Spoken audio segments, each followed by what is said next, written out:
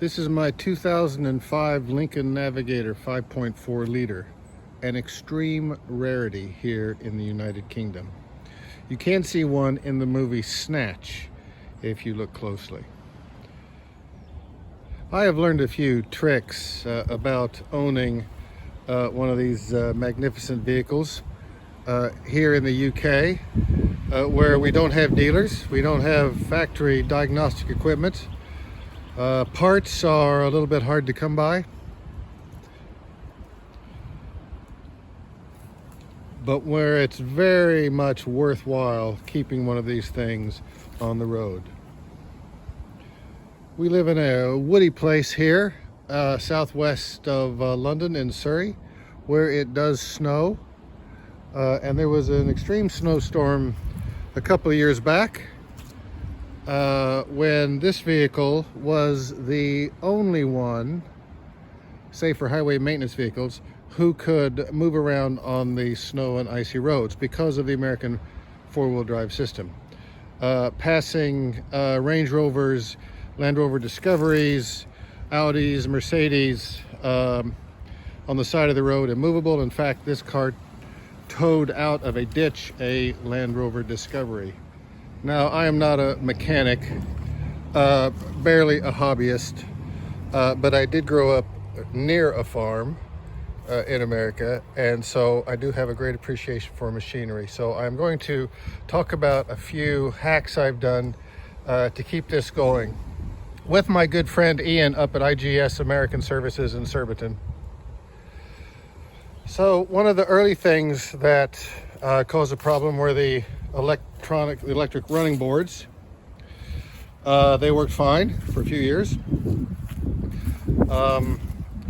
but the first thing that went was an aluminum block that holds it in place that just fell off each side within a year or two of each other, and the only way this can be replaced is by obtaining an entirely new assembly, which really can't be found in Europe. So basically what I did is that I welded them shut because I don't need them and I didn't want the hassle, and they are fixed right there and always will be. There is an electronic signal that tells me every time I turn on the key that I have a few things wrong with the car. I just ignore them. One of them is an electronic signal that the floorboards are out. Now, another thing that went wrong in this vehicle is the pneumatic suspension. We were on a walking trip in the west of the Cotswolds, and we came back from a great 7-mile hike. This thing was parked in at a great slant with two wheels off in a ditch. That's how we were able to park. That's not a problem.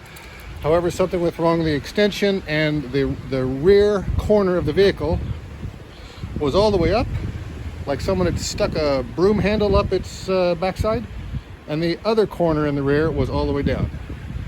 So if you can imagine that, it was quite awkward. I could not change it. We had to drive all the way back to the London area like that. So here's what I did about that. I did not try to replace the pneumatic suspension, the air suspension. Instead, I got aftermarket equipment. Let's see if I can get in there and show it to you. It's fantastic. Oh, I don't know if you can see that right there. Really strong, regular spring and shock absorber assemblies that swapped in quite easily to the pneumatic units. Ian did that with about an hour and a half of labor. And now this thing has a very strong and robust suspension system. Yes, it runs a little rougher than it did, but it drives with great confidence now. And yes, I get a signal when I turn on the key that the air suspension is on. Ian simply disconnected the compressor.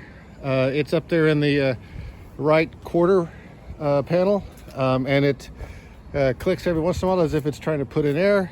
No big deal. It goes off. I don't even notice it anymore. Another thing these things came with were tire pressure sensors. When we swapped over tires, they were clearly falling apart. Didn't have much life left in them, so I took them out. Didn't need them, didn't want them. And yes, I get a signal. This is my third signal I get when I start it up that I have low air pressure in the tires, but I don't. The tires are fantastic.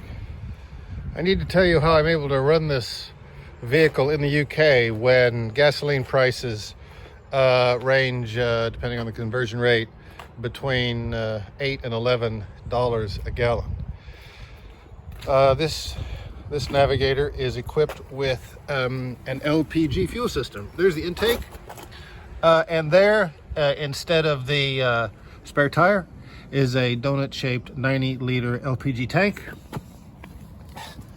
LPG is about half the price over here, and it runs a little bit hotter than gasoline, so it's like a 98 or even 99 octane fuel.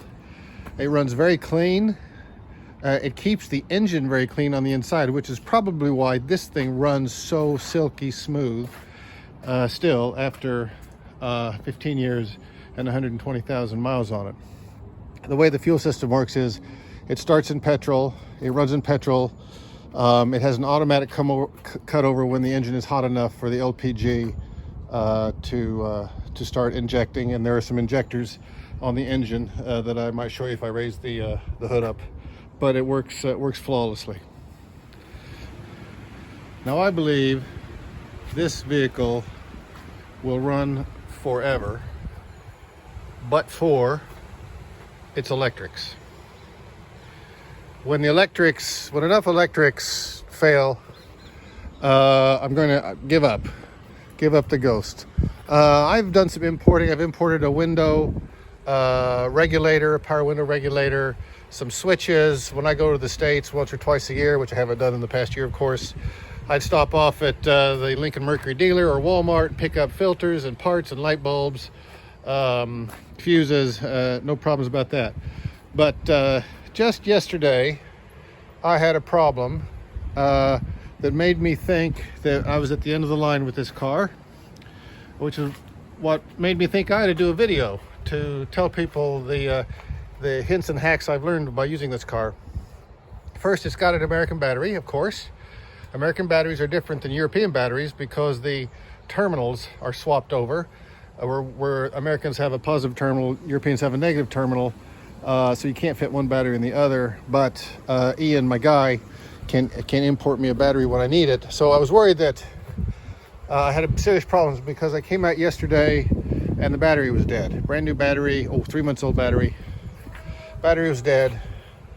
And I looked around, checked out the car, figured that something had drained it overnight in the electrics.